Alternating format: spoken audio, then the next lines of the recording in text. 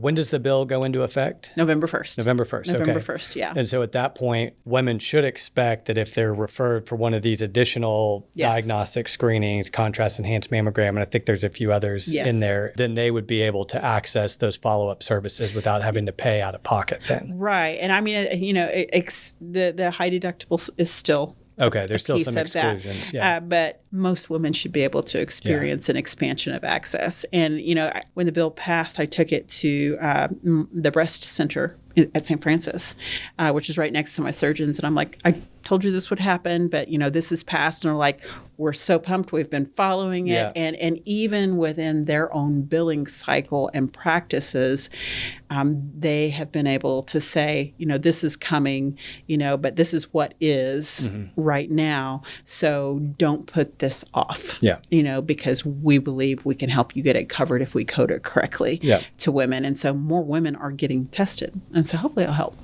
Yeah. And when you talk about increasing costs, it's so interesting because I think I agree with what you're saying. And I think Senator Stanley has the right approach, which is if you catch cancer earlier, we can do a better job treating it. Typically, we're going to be more successful treating it. And a lot of times there's less treatment required. Right. And it's the treatments ultimately that are really expensive. I mean, when you talk about stage 4 prostate cancer, and that doesn't surprise me to hear that her husband incurred millions of dollars in expenses.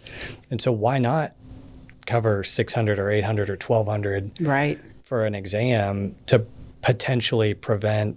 That's a lot of exams you could pay for that would be offset by, Mine was caught very early. It was 4 to 5 centimeters in diameter, very small. Yeah. And my surgery was $44,000. Oh, wow. And then the follow-up chemo was $7,000 of treatment. Yeah. And just to get my port removed was like $4,000. Yeah. And now I have a Herceptin shot that I get once every three weeks. Okay. It's a couple of $1,000s. Yeah. It adds up, and I just...